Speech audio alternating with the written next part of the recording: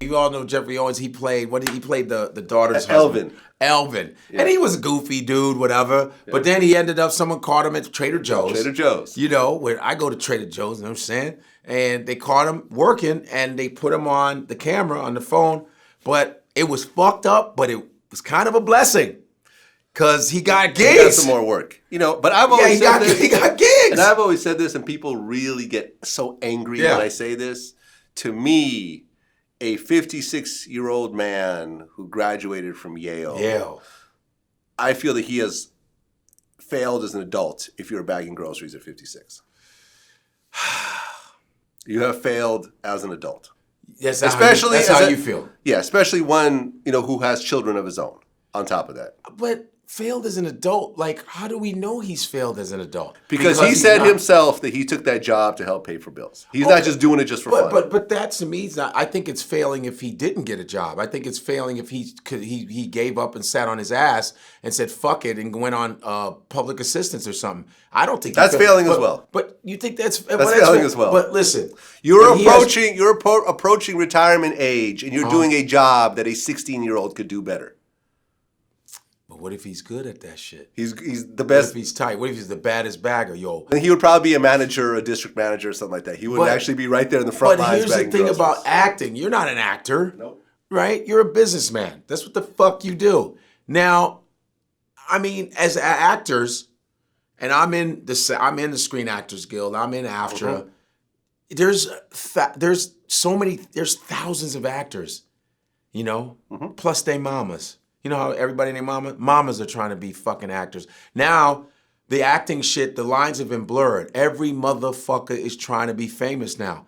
So the actors that have put their work in, like Geoffrey, and that have studied and busted their ass, and he's a Shakespearean, and he teaches acting also. Mm-hmm. There's not a lot of jobs and thousands of actors, and they're paying their dues. So it's up and down, man. It's an up and down thing. I don't think he's a failure. I don't think he's a failure. But you can think he's a failure. I don't think he's a failure because he has kids. Do you think his kids are looking at their dad going, "You're a fucking failure"? Fuck no. If the bills aren't getting paid, he's paying the bills though.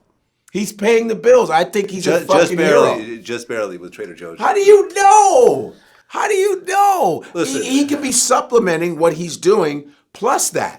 You understand what I'm saying? Yeah. Because he's not a failure if he's taking care of his family. I could tell you. He's not a failure if he's taking care of his motherfucking family. Nobody's a failure if they're fucking taking care of their family, however way they have to do it, especially if it's in a dignified way. The fact that he doesn't have any shame and goes, I gotta support my family. He has a wife that probably looks up to him. That's being a fucking man, dude. Manhood is about handling your fucking business on however way you have to do it. Here is the elephant in the room that a lot of people didn't want to talk about. All right. And that is the reason why you saw Geoffrey Owens working at Trader Joe's at 56 years old, 25 years after the Cosby Show went off the air, is because Bill Cosby went and fumbled the rerun money. Right. Well, so you think that Geoffrey literally was chilling off the residuals and wasn't trying to parlay that to something else. Right. Now that would be some crap. Right. And he even said that Bill Cosby's legal situations was the reason why he needed to go get a job. So it looks like he looks like a failure by saying, well, I get it. Now that makes sense. And listen, and my point is, you have had 25 years to figure it out. Mm-hmm. Okay? Maybe acting is not for you. Maybe you're not a great actor. Maybe the acting field is what it is. I personally have changed careers many times in my life. I used to be a computer programmer. I used to be a DJ. Yeah. I used to do lots of other shit. So you were not a failure as a DJ, though? Well, at what point did you fail as a DJ? At one point, you were at a party and you were scratching. It was like, boo!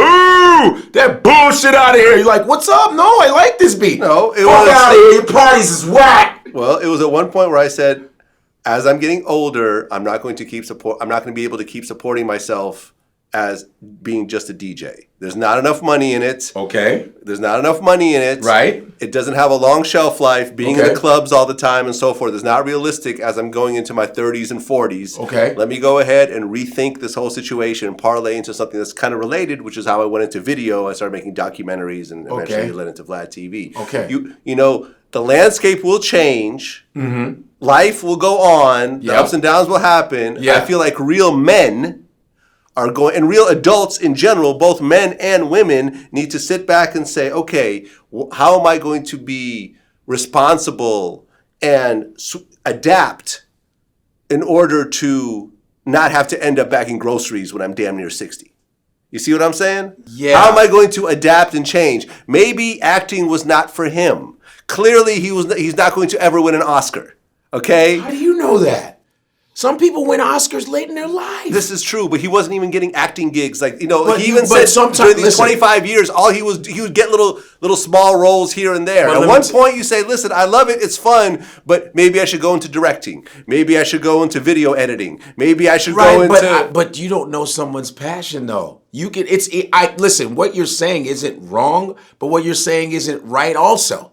Because he could love acting so much, it's just like he loves it. What do you want? It's like, you know what? It's like some of these athletes, these ball players that can't make the NBA, but they go overseas. They play. Okay. They love the game of basketball. Okay, listen, they love it. Listen. Okay, I'm going to put you as an example. Yeah. Okay, I'm going to make an example. You're going to make an example of out of you? Oh God! Wow, look at you. You failed. No, look. Are you in a fucking grocery store? No. You were in Soul Plane. Yes, I was. Right. But most of your money is made doing stand-up. Doing stand-up comedy, specials, yeah. Yep. Okay. And I have residuals from stand-up, like residuals from they play our stuff on radio and stuff like that. Residual, yeah. But you have been able to survive and be comfortable. Yes. Because you got off your ass. Yeah. Oh, yeah. And hit the clubs. Damn and right. I remember I mentioned this in one of the interviews, like, me and you were talking, you do what, like 50 nights a week? I would do like 40 shows a week. 40 shows. I bust ass. I don't fuck around. You've come around. You came with me. Yeah. And you get off your ass every day and say, okay, if an acting job comes, great. But I'm not sitting around waiting. I'll be at the Chuckle Hut. You'll be at the Chuckle Hut in South Dakota. Right. Bye. You'll be at the comedy I'll be at cellar. the Chili's eating bullshit food. Russia. Damn right. You'll be wherever the fuck else. Damn right. Getting that check. That's right. Hustling. Making that money. You've been doing it for decades. 20 years. If you said, I ain't doing no stand-up shit, fuck that shit. That's low grade. I'm an actor. I was on the Cosby Show. I'm going to sit around and wait until I get another big network television premiere. But here's another thing. Here's the thing. Being a stand-up is a different thing than being an actor. I mean, stand-ups, the thing about stand-up. He could have done stand-up. He was a comedic actor on the Cosby Show. Not all comedic actors can do stand-up. That is a fucking fact. Well, then it's time to fucking get your chops up. This is what I'm saying. Like, well, that's going to take another 10 years for his ass. He should have started 15 years ago. He's going to be 66 going, would you like a double bag for that egg? Hurry up with my groceries. Hey, but shut the fuck up, man. Shit. What would you like the fruit with? But listen, I'm saying it because I worked at a grocery store when I was 14, 15, 16, whatever. Right. But stand-ups are different than actors. Let me tell you why. Because stand-ups, we can go into acting. But stand-ups, we live performing, like my musician friends, we always have gigs. There's always gigs. We can do private parties. We can do I have friends that do cruises. You can get money you can make six figures doing cruises. Yep. You can do corporate gigs. You can do churches. I know guys that are church guys. Listen. We always have work because we're live performing. I just interviewed Michael Collier. Michael Collier, it's my man. Right. He said, and you start just basically making jokes right there on the street. Well, I had already formulated a style in Chicago of street performance where I'd gather a crowd, tell my jokes, get my money. So it was like a system, which is funny because when I got there, most of the people on Venice didn't really know a collection system. They didn't have that part down. They're just out there doing stuff and hoping you put money in the hat. But I taught a lot of the folks out there how to collect your money, how to make sure you get the money and have a hook first. You don't want to finish your show and then say we collect the money because they don't have a reason to stay. Right. People just turn around and walk. So how to have a hook first. Tell them, look, I got this thing I'm going to end with. Like I'm about to end with my 3 best jokes. Now, people want to stay for that. Oh, but I got to get my money first. So now you're collecting the money and they're not going to leave because they want to hear the 3 best jokes. So, folks got that down. Then I had a money grabber. I had that little thing. I squeezed it and grabbed the money. So I made a game of collecting the money. So I did 6 figures a year.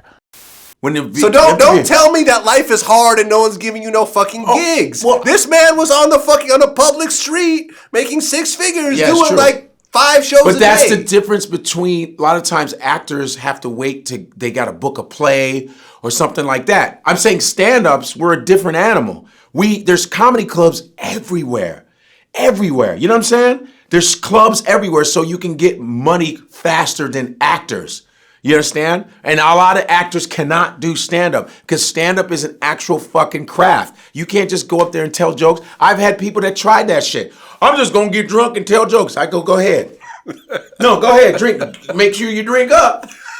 Motherfucker, it's a real craft. Stand-up comedy is a real craft. And a lot of times, and I'm not taking anything from a lot of these and that's another hustle that you got to be on, which I had to adjust to. I got on that hustle. I said, man, and I know some comics that come from my era that are like, man, fuck social networking, fuck Facebook, fuck Instagram, fuck. I go, you know what? You come to a crossroad as far as technology. I was like, okay, I'm a pretty known dude. I'm cool, right? Of course, there's levels I want to get to. My stand-up is pretty good. I'm a national headliner. I go overseas. I make decent money doing that, okay? But the reality is, now these comedy clubs, guess what? The motherfuckers go, are you on Instagram? Are you on Facebook? What is your how many followers? What are your followers? What's your engagement status? Engagement. Yeah. They ask that. People are calling up because Instagram stars are packing comedy clubs. Yep. Because they have but they don't have an act though. Listen, don't misconstrue what the fuck I'm saying. A lot of them don't have an act because when you're doing sketches on Instagram, you're editing. When you're doing stand-up and the motherfuckers come to see you, they say, oh man, it's Sock Puppet Pete. I like to say Sock Puppet Pete. I go, man, he got to. Now you're in a time continuum. They go, I paid $40, motherfucker, do an hour of, I need to ha for an hour. And it's a different fucking ball game. But you can't deny the Instagram. So what I did was I woke the fuck up and I said, shout out to Rennie, King Batch, Clarity, all of those dudes are my homies now because I got with them and started doing sketches with them. Yeah. That shit, it's especially got that millennial demographic. That's the new television now. Yeah. Podcasting, I got a podcast now. It's called In Godfrey We Trust on Gas Digital Network, by the way. Gas Digital Network, 9 p.m. on Tuesdays, live stream. I got with the podcast and I got the radio show. I did this on my own. I said, man, I need to find ways to get more numbers. So yeah, I got off my ass. That's what I'm saying. You've been hustling all these years. Yeah. And you're a bit younger than him. Yeah. But you probably put in 20 times the amount of work that he has. And you're making excuses for him. Like, I'm just saying. I'm just saying. But we don't know we don't know. And you don't have kids. And I'm just saying. I don't have kids. We don't know his day-to-day hustle on some real shit. Clearly it wasn't that hard because he ended up at Trader Joe's. And he probably beat out a bunch of people. Man, that's the dude from Cosby Show. Yeah. Sure, Alvin. You can work today. Here's an apron. And they probably come up to him every time. Remember the episode when you was like, hey, man, I'm trying to bag it. Come on, man. Remember when Cosby did it out there? Remember that shit? That was my episode right now. But, I mean, like you said, listen, we can go back and forth. It is what it is. It is what it is. Then there is that side where you can say, motherfucker, you was sitting on your ass on residuals. How was he supposed to know Cosby was going to get? He didn't know.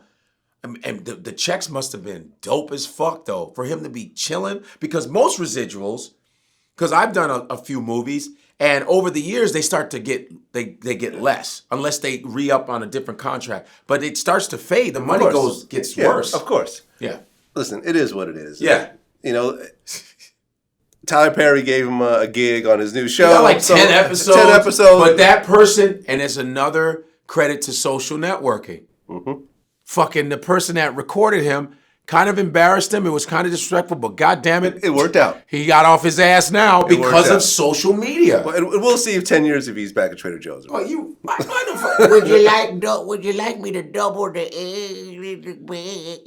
Yeah. And the only reason I'm saying it is because, like on Vlad Stocks, I promote financial literacy and financial planning and, preparing for your retirement. You promote that? Of course. Of didn't know course. that. And stock investing and Wow. and 401ks You really and stuff good like at that. Yeah.